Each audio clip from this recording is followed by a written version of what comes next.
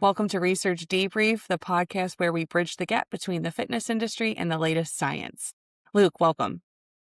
Good to see you, Rachel. Yes, great to see you. Well, what are we going to learn about today? We have a big publication today. The American College of Sports Medicine and their journal, Medicine and Science in Sport and Exercise, they just published their new position stand on resistance training. Now, this is big news because their last position stand was published in 2009. We're going to hear in a little bit, over 30,000 studies have been published since 2009 to give us a better understanding of what are the benefits of resistance training and how do we do it. So the title of the paper is American College of Sports Medicine Position Stand, Resistance Training Prescription for Muscle Function, Hypertrophy, and Physical Performance in Healthy Adults, an Overview of Reviews. So this paper now represents our current understanding of how a healthy adult should strength train. Now, let's be clear, this is an overview of reviews. They're looking at all of the reviews, all of the meta-analytical studies that are published. They're doing a review of the reviews, and they're saying, what does the current science suggest? Now, they're going to tell us what works, what doesn't work that we kind of thought worked, and then what do we not have enough data to support? So that last category matters. Well, you can probably keep doing this. We're not sure if it works better or if it doesn't work better. We can't say with conviction. One of the important nuances of looking at scientific evidence is, well, it's nuance. We have to lean into the nuance and say, do we have enough evidence that says this works better? Do we have evidence that says absolutely doesn't work better? But do we have evidence that says we need more evidence, right? And that is often the case. So this is a really important paper. And what I'm going to do is go through the big highlights from this paper. And I'm also going to lean into the areas that I think are probably areas where we have the most misinformation around. And I think that will be valuable for our listeners. So can I jump in? Yes, go for it. Okay, so they are, in terms of methodology, how are they doing this? They're looking at resistance training studies since 2009. This last position statement was 2009. 30,000 new results since 2009, indicating a need for an update to the 2009 paper. Evidence synthesis methods have also advanced considerably, and both the current and prior position stands, this is a key point, were criticized for lacking evidence-based rigor. Now, I'm really, really into strength training. And let me tell you that 2009 position stand, there was multiple published papers attacking that position stand saying, well, this is more someone's opinion rather than really good evidence. So a lot of controversy around that 2009 paper. So these researchers got together and said, we need an updated position stand. Provided ample systematic reviews and meta-analysis, an overview of reviews can systematically summarize an abundance of information. That last statement just represents what was their objective, what was their goal. So let me jump right to what they found the benefits to resistance training to be. So this is a summary of the resistance training benefits.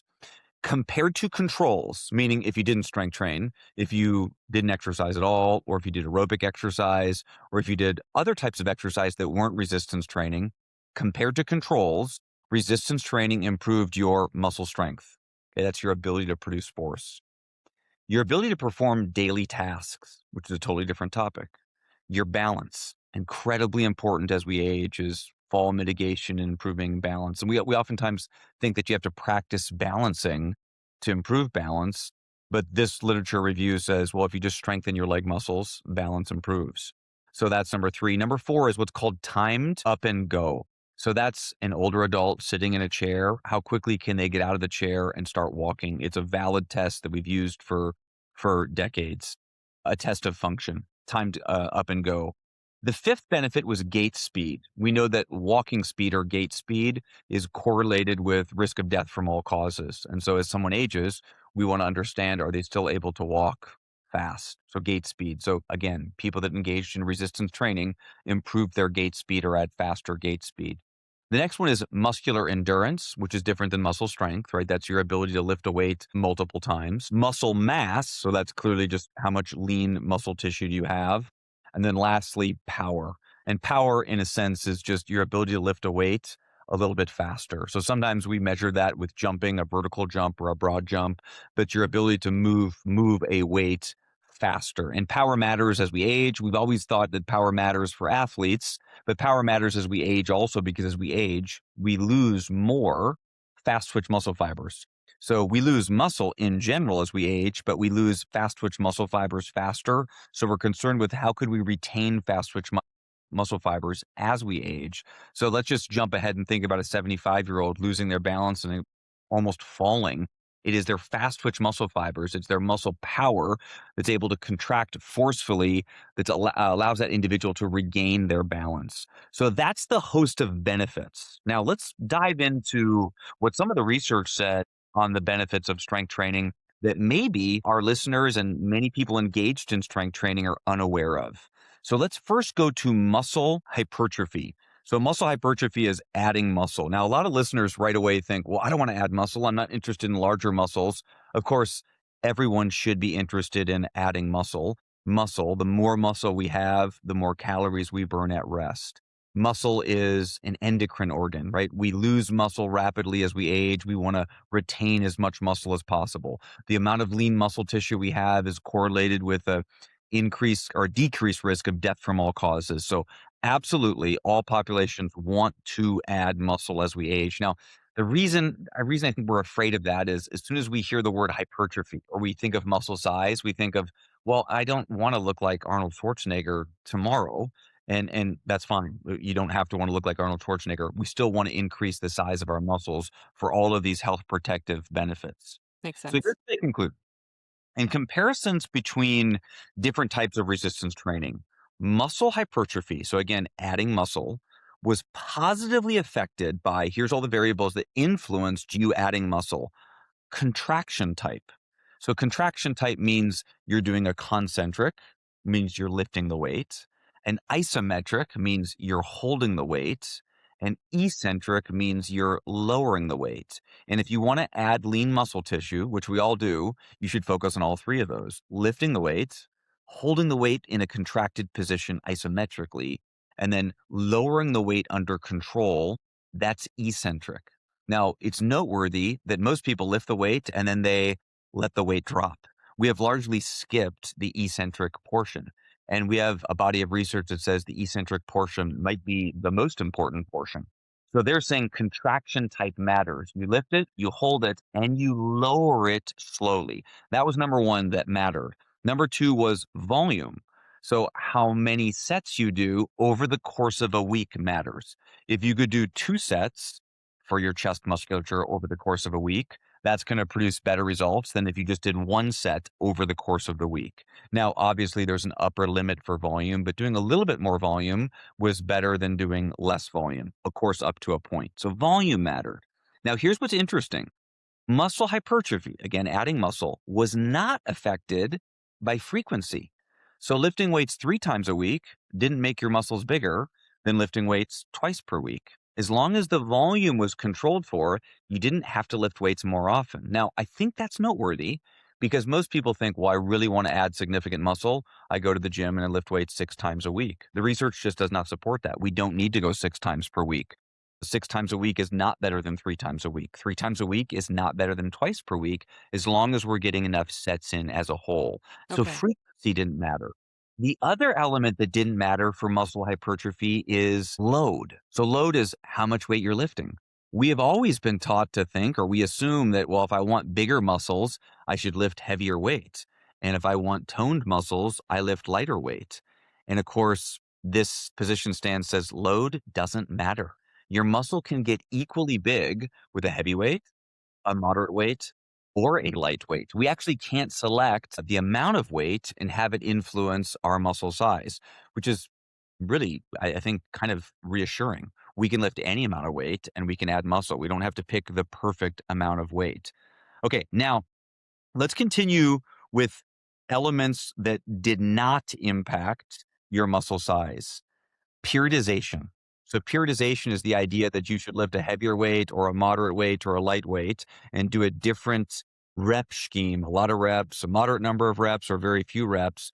cyclically over the course of many weeks or many months. That was the idea of periodization, is you change these exercise variables kind of predictably over time.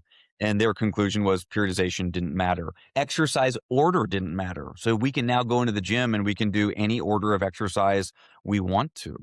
Now, let's finish with, where is there insufficient data to determine whether or not muscle hypertrophy is influenced? So machines versus free weights, there's just no data to say that machines work better or free weights work better. There's insufficient data to say that using single joint movements versus multiple joint movements. So a multiple joint movement is like a chest press or a bench press. It's like a row or a pull down where multiple joints are articulating, or you're articulating around multiple joints, your elbow and your shoulder. A single joint movement would be like a bicep curl or a tricep extension or a leg extension. Now, interestingly enough, there's not significant data. There's not enough data to say one works better. And I think that's noteworthy, because today what we often hear is, well, you probably shouldn't sit on a machine and just do a leg extension or a bicep curl. That's not as valuable. The research here says we don't have evidence to say that's the case. So we probably can continue to do single joint and multiple joint movements. The time of day that you work out, not enough data to say that that matters. Not enough data to say that how much you rest in between exercises matters. There's not enough data to say that a particular range of motion matters, meaning, do you have to just work the bottom part of the rep, or do you go through an entire range of motion, meaning you lift it as far as you possibly can from an extended position to a flex position? Varying the exercise selection. So a lot of times we think, well, I have to do a whole number of different exercises for my glutes to maximize my glute development. And this says, we don't have enough research to say that's the case. And the last one is what's called concurrent training. So this is the idea that I'm doing a lot of aerobic exercise or cardio and strength training. Well, does concurrent training mitigate the ability for me to add muscle? And of course, that's what so many exercisers assume. This review says we don't have enough research to say that's the case. The jury is out. So let's get to a few of their key takeaways. One of their most important takeaways is progressive overload. So I'm going to read right from the paper. Progressive overload is a concept considered fundamental to resistance training programming principles. Progressive overload refers to the need to increase the stimulus, the stressor, placed upon the muscle throughout a training program. Progressive overload is often proposed as essential for continued adaptive progress with any form of exercise training, as physiological systems adapt to reduce the stress of the exercise and build in an increasing adaptive response. In this case, strength, for example. Such adaptation would require increasing the stimulus, such as load, how much weight you're lifting, volume, how much you do, training frequency, meaning how often you train, exercise selection, or duration, as the muscle continues to adapt to produce further adaptations. So the key point there is, in order to continue to get stronger, to add more muscle, but to receive all these benefits we're talking about, faster gait, faster walking speed, better get up and go time, improved balance, we have to up the ante from workout to workout. That means we can't lift 10-pound dumbbells for 12 reps for the rest of our life. If we can do 12 reps, we have to either try a 13th rep. We have to try the 12-pound dumbbells. That's what progressive overload means. So it just means continue to try to progress. And we can do that with more weight. We can do that with more repetitions. Okay. Now, with appropriate progressive overload, which is what we just discussed, periodization is not significantly superior to non-periodization programs.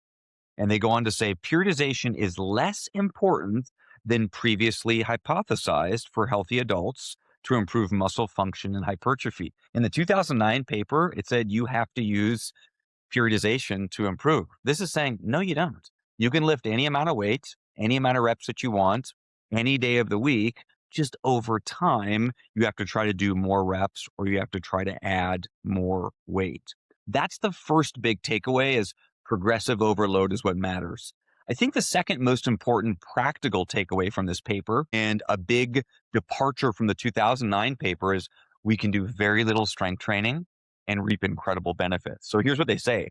Deviating from previous guidelines, We propose that individualizing programs to increase resistance training participation is, from our perspective, more important than conforming to specific resistance training prescription criteria outlined in the previous position stand. Research on resistance training prescription reveals that minimal doses of resistance training are able to bring about substantial strength, hypertrophy, and physical function gains. They're saying the weight of the literature says you could do 3 exercises and you could do this once to twice per week and you'd produce phenomenal results. Where they're saying the last position stand made it too complicated and maybe actually scared people away. Now, when they say 3 exercises, they're saying, hey, the weight of the evidence says doing just 3 exercises produces meaningful results. Maybe that's the message we should be sharing with people, because still worldwide, not just in the US, strength training participation rates are not very high. What if the message got out that, hey, the best science says you could do 3, 4 exercises once or twice per week and you'd produce really, really good outcomes. Now, to that point, I think this is the final big takeaway from this paper. This is around older adults. Resistance training is safe for healthy adults of all ages. That is an incredibly important takeaway for us. But many adults, particularly older adults, avoid resistance training due to the misperceptions about safety and injury risk. An analysis of over 38,000 participants, so this is 6,700 studies, of which 11,000 of the participants were considered older adults, exercise did not increase the risk of serious adverse events. The risk of non-serious adverse events was not different than aerobic exercise in terms of injury rate or risk. Non-fatal cardiovascular complications also occur much less frequently during resistance training than aerobic trainings. One of the big barriers to get older adults to strength train is, I'm worried I'm going to get injured. And the research says we just don't see many injuries with strength training. And it's interesting that we tell people, go walk, get on the treadmill, go on a jog, get in the elliptical machine, and we somehow perceive that as safer. And we think strength training is dangerous or potentially has a higher level of risk for an older adult. And the research says that is just not the case, which is wonderful because we know that strength training is the fountain of youth. If you're an older adult, we should strength train. This research review says not only should we do it, it's also incredibly safe. Yeah. Great for our medical professionals to know about this as well. You always hear that Absolutely. trope of consult with a doctor before you start a exercise routine. And it sounds like they should definitely be recommending strength training in addition to, cardiovascular work. And Rachel, that's a great point. This is the paper that most of our primary care physicians should be reading. This is the ACSM's position stand. If your physician is going to tell you what you should be doing in terms of exercise, their guidance, their counsel should come from a paper like this. And so this paper, like I said, it's 2009 is the last time we had this paper published. We will not have a paper like this published for a number of years. This represents our current state of the science.